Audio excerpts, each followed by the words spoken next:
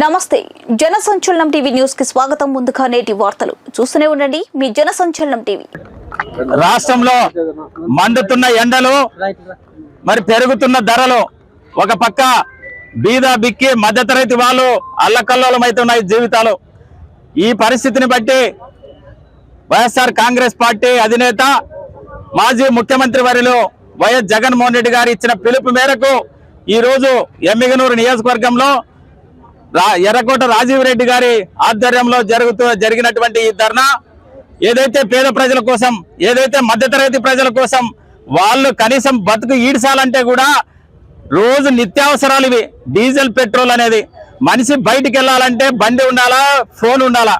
ఇటువంటి పరిస్థితుల్లో, ఇటువంటి యుగంలో మరి ఈ రోజు ఎన్నికల ముందు కేవలం అధికారం చేజిక్కించుకోవడానికి మాత్రమే అనేకమైనటువంటి వాగ్దానాలు ఇచ్చి మరి ఏదైతే జగన్మోహన్ రెడ్డి గారు మరి ఇచ్చిన ప్రతి వాగ్దానాన్ని, మేనిఫెస్టోలో చెప్పినటువంటి ప్రతి అంశాన్ని పేదలకు మాట తప్పకుండా ఎన్నికల్లో మోసం చేయకూడదు, ప్రజల్ని ఓటర్లని మోసం చేయకూడదు. మనల్ని నమ్మి ఓటేశారు కాబట్టి ఇచ్చిన ప్రతి అంశాన్ని, మరి మేనిఫెస్టోలో ప్రతి సంక్షేమ పథకాన్ని అన్ని కూడా అమలు చేసి అవే కాకుండా ఇంకా ఎక్కువ అంటే దానికన్నా ఎక్కువ అన్ని విధాలుగా జగన్మోహన్ రెడ్డి గారి పరిపాలన చూసాం. ఈ రోజు వీళ్ళు 2 సంవత్సరాలు కావస్తున్నా వాళ్ళు ఇచ్చినటువంటి ఆ పథకాల హామీలు ఈ రోజు వరకు అమలు చేయని పరిస్థితి. మరి ఈ పరిస్థితి ఇట్లా ఉంటే ఒక పక్క మనల్ని చూసి మన ప్రభుత్వంలో పెట్రోల్, డీజిల్ మండిపోతా ఉంది. వేరే రాష్ట్రాల కంటే ఆంధ్రప్రదేశ్ ఎక్కువ ఉందని చెప్పి ఆ రోజు అవహేళన చేశారు. మరి ఈ రోజు వ్యాట్ 31%, వ్యాట్కు అదనంగా 4 రూపాయలు, మళ్ళీ సెస్ అని అదనంగా 5 రూపాయలు, మొత్తము 31% వేసి మళ్ళొగా 5 రూపాయలు అదనంగా లాగుతున్నటువంటి ఈ ప్రభుత్వం కనీసం పేదల పైన, మధ్యతరగతి పైన మీకు ప్రేమ ఉంటే, ఎందుకంటే నిత్యావసరమైనటువంటి ఏది కూడా మీరు మీ ప్రభుత్వంలో గ్యాస్ కొరత, అన్ని కొరతలే. ఒక పక్క పోయిన నెలంతా కొరతలతో, డీజిల్, పెట్రోల్ కొరతలతో అల్లాన్నారు. పెళ్లిళ్ళు, ఫంక్షన్లు ఎన్నున్నా కూడా ఇబ్బందులు పడ్డారు. ఇవి కాకోకుండా రైతులు ట్రాక్టర్లు బయటకు తీయాలంటే ఇబ్బంది పడ్డారు. మళ్ళీ ఈ రోజు ట్రాక్టర్లు, లారీలు, ఆటోలు బయటకు తీయాలంటే మరి డీజిల్, పెట్రోల్ పెంచేశారు. ఇవన్నీ భారం కూడా మళ్ళా సామాన్యుల పైన పడుతుంది. హోటల్ రేట్లు పెరుగుతాయి, మరి నిత్యావసరాల సరుకుల రేట్లు పెరుగుతాయి, ప్రతి ఒక్కటి పెరుగుతుంది. రేపు స్కూల్లో పిల్లలు జాయిన్ చేయాలన్నా కూడా అన్ని రేట్లు పెంచుతారు డీజిల్, పెట్రోల్ పెరిగిందని. ఈ పరిస్థితిని గమనించే జగన్మోహన్ రెడ్డి గారు మాట ఇచ్చినట్టు వీళ్ళకేమో ఎటువంటిదేమో సంభవించలేదు. ఈ రోజు సంభవించింది అక్కడ యుద్ధం.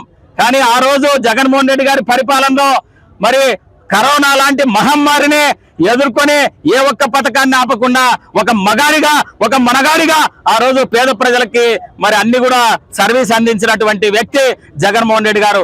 ఈ రోజు ఏదొస్తే దాని మీద కారణం వేసి ఈ రోజు పరిపాలన కుంటుపడతా ఉంది. పేద ప్రజలు, మధ్యతరగతి ప్రజలు బతికే రోజులు ఈ రోజు చాలా కష్టంగా ఉంది. డీజిల్, పెట్రోల్ ధరలు ఎటువంటి పరిస్థితుల్లో తగ్గించి తీరాలా.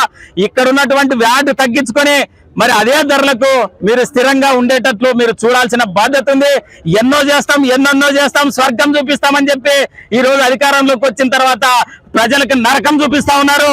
ఈ నరకాన్ని మామూలుగా అయితే ఇప్పుడున్న వ్యవస్థ ఎవరైతే మేనిఫెస్టోలో వాగ్దానాలు ఇచ్చినారో ఆ వాగ్దానాలు చేయకపోతే 2 ఏళ్లలో దిగాల్సినటువంటి ఒక యాక్ట్ అమల్లోకి రావాల్సిన పరిస్థితి ఉంది. యాక్ట్ అమల్లోకి రాకముందే జగన్మోహన్ రెడ్డి గారు ఇచ్చిన మేనిఫెస్టోలో ఇచ్చిన ప్రతిది కూడా అమలు చేసి చూపించాడు. మరి వీళ్ళేమో అమలు చేయకుండా ప్రజలకు ఏది పడితే హామీ ఇచ్చి కుర్చీనే పరమావధిగా, అధికారమే పరమావధిగా మరి ఈ రోజు వచ్చిన తర్వాత ప్రజల్ని మోసం చేస్తా ఉన్నారు. కాబట్టి దీన్ని గమనించి ప్రతి ఒక్కరు కూడా ఈ రోజు వైఎస్ఆర్ కాంగ్రెస్ పార్టీ కార్యకర్తలు రాష్ట్ర వ్యాప్తంగా ఎమ్మిగనూరు నియోజకవర్గంలో అంతా కూడా ఈ రోజు బయటకు వచ్చి నిరసన వ్యక్తం చేస్తా ఉన్నారు. ప్రజలు గమనించాలా, ఇటువంటి మోసపు ప్రభుత్వాన్ని గద్దె దింపే రోజులు త్వరలోనే ఉన్నాయని చెప్పి ఈ సందర్భంగా తెలియజేస్తా ఉన్నాను. ఎప్పటికప్పుడు తాజా సమాచారం కోసం మా ఛానల్ ను సబ్స్క్రైబ్ చేయండి, లైక్ చేయండి, షేర్ చేయండి.